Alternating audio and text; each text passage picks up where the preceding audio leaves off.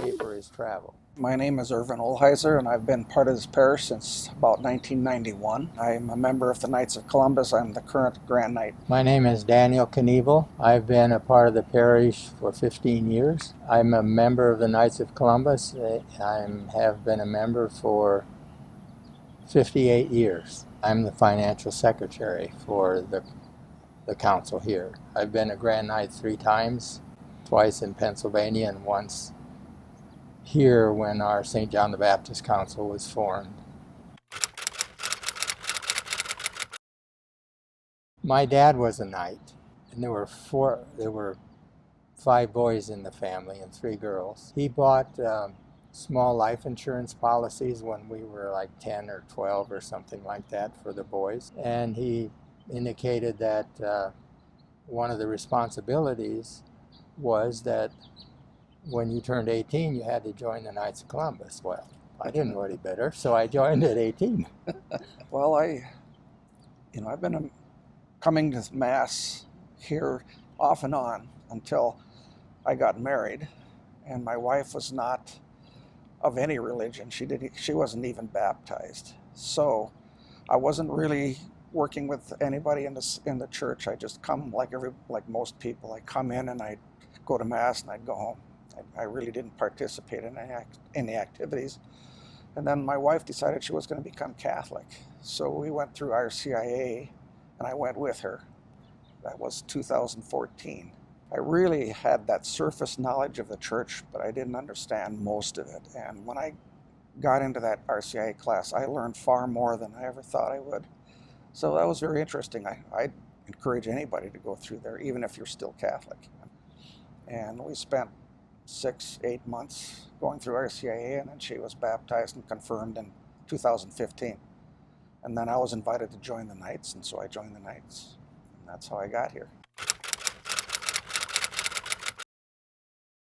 Well, since I've been a knight the longest, I think Irv would prefer that I would go through this.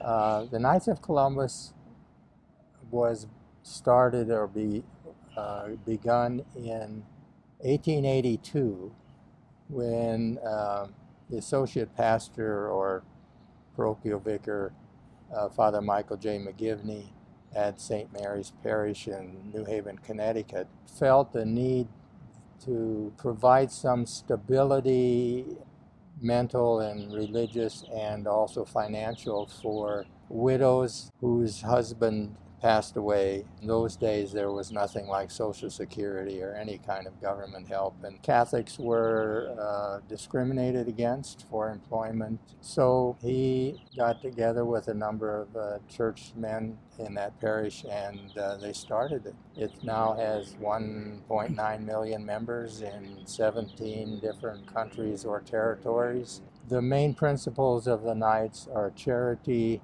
unity, and fraternity. And the focus is really to help people, to provide charity, to support the church, to support families.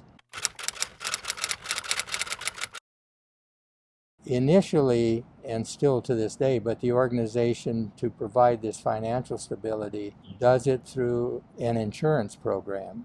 And the Knights of Columbus is a 501c8 fraternal society. It's a non-profit to provide fraternal benefits, and so they have established an insurance program which is strictly voluntary. It provided a way for people to make payments in an insurance program, and then if something drastic happens to the breadwinner of the family, then the insurance covers, helps the family. And this insurance program is very good. I mean, it's in the tops in the country as far as safety and that kind of thing. They're very careful about how their actuarial numbers and stuff make sure that they're very good. So it's still going on? It's still yes. going on. Oh, yes. That's one of the main features of the Knights. My older brother and my brother-in-law both joined the Knights, and they're not active. They just joined so that they could get the insurance, because it's actually a better insurance than they can find anywhere else. I've gotten to know many wonderful men and their families. I get a lot of satisfaction of being able to help people, and the relationships I've established with fellow Knights. it's sort of like an ongoing fraternity. You get to know the kids, you see them grow up in the church. I guess one of the main things, our goal is to make sure that our fellow Knights, our families, get to heaven.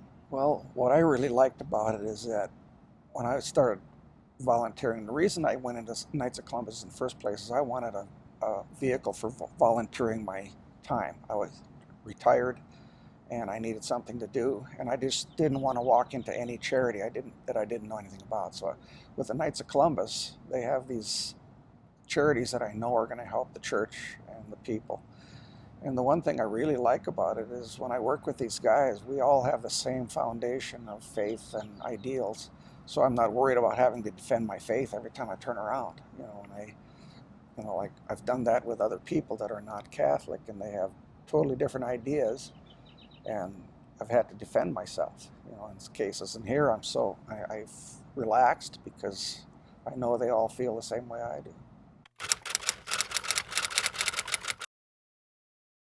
Our St. John the Baptist Council, we started when Father Brian was here, and we have right now, actually last night was our 139th member, volunteered as a council in 2019, over 18,000 hours of volunteer work, and donated about $35,000 to charity, and most of it, almost all of it, is either the school or the church. Well, in my case, when I became a knight, one of the first activities I did is I volunteered to be a Mass coordinator for 7 a.m. Mass. And that really taught me a lot about what's going on. I used to attend Mass, and I wouldn't know what came next. And at times I've been asked to lector, for example, in a church, and well, when do I get up and do that? I don't even know what part of the Mass I'm supposed to do that. And so they would have to tell me, oh, now you have to get up there. Well, as Mass coordinator now, I have the Mass all figured out, and I know exactly when everything happens. So that's really helped my faith, because now I understand what each part of the Mass mean. Yeah, I think at St. John the Baptist here, there are a number of ministries, but there are also a number of programs to help individuals and families to strengthen their faith. Then it's the people that participate in these ministries that are such a joy to get to know. You want to keep participating because of the people that are there also participating, either individually or as families. Well, there have been some changes. So those uniforms or regalia are no longer used. It costs a lot of money to buy those outfits, and some people felt that many of the knights when they're younger and they have young families, they don't have the money to spend on that, and they didn't want that issue to interfere with their participating. They'll be in museums, I guess. You'll see them on Craigslist. Well, it's a more modern outfit now, too. It's more like a suit with a beret hat. And it kind of reminds me of the Australian army men. It's kind of similar to that. But, it's more modern day. Those other outfits came from Christopher Columbus days. And the reason they get called in to do some of these things, for example, if a knight passes away and they would like a knight's presence at the funeral, they'll have honor guards there. Father can ask for a canopy for Easter Mass or whatever, and then a number of knights will carry the canopy outside. So they do all these basic things that the priest would ask them to do.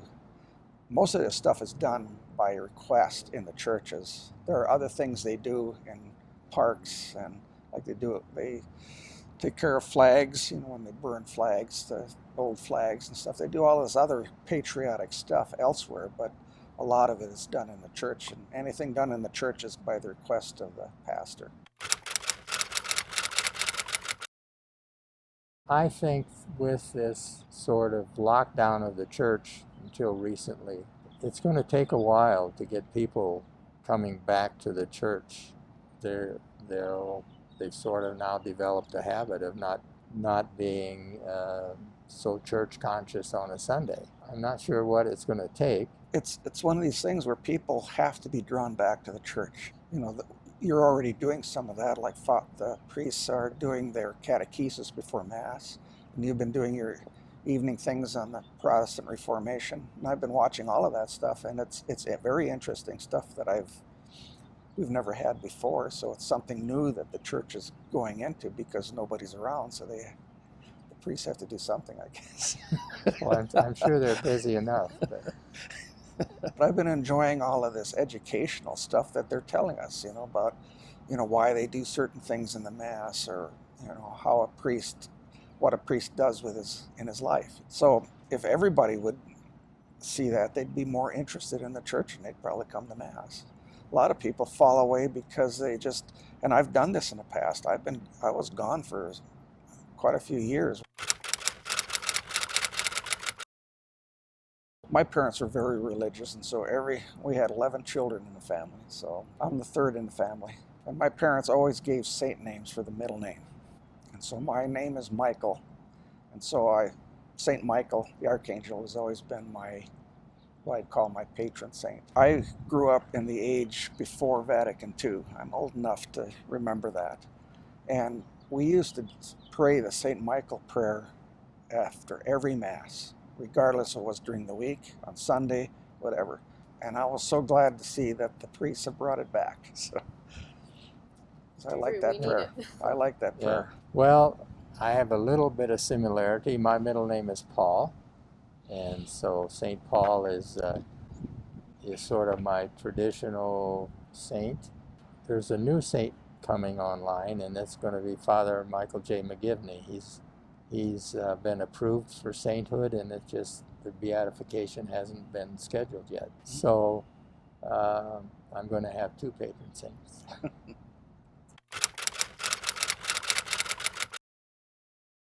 One thing I like about Father Daniel is his treatment of children. He really seems to be good with that.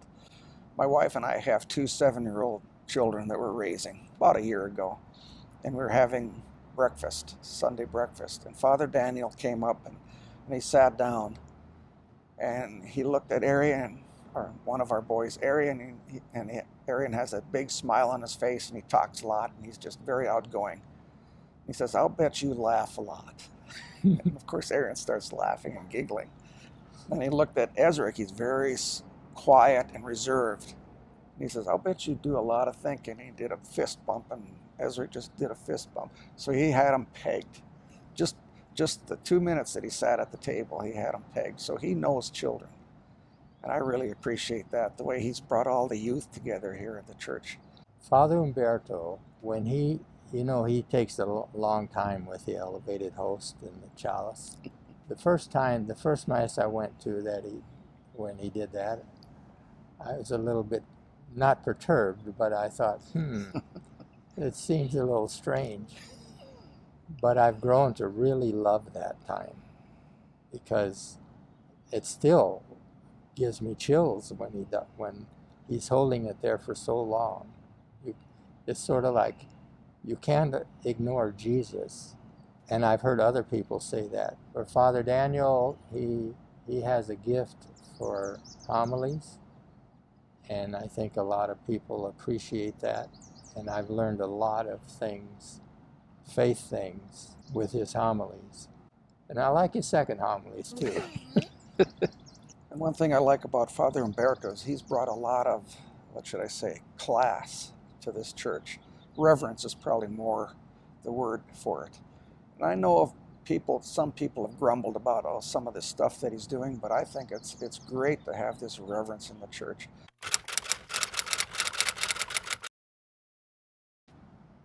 They need to contact us, either email or telephone. And it's gotten much easier since the COVID-19 thing. Now it's online. They can sit in the privacy of their own home, and their whole family can watch, where it used to be a secret ceremony where you'd go in and families were not admitted. But now you can do it at home. It's a 30-minute ceremony, where when I went through, you had to get your first degree first, and then that was maybe a 3 or 4 hour thing, and then you waited a while, and then you came back for your second and third, and that was almost a whole day affair, depending on where you went. And now you can do all 3 of these degrees in 30 minutes. So we're trying to get as many guys to sign up as possible, because a lot of guys, their explanation is that it takes too much time. And I'm a family man, it takes too much time. Well, now it's 30 minutes. Well, I would like to say that I'd like to see all the men of the church be part of the Knights of Columbus. It's a great organization. They don't have to do a lot of work for it. If they sign up, they're part of a good organization. They can volunteer if they want. They don't have to. But I think every man in this church should volunteer or should sign up.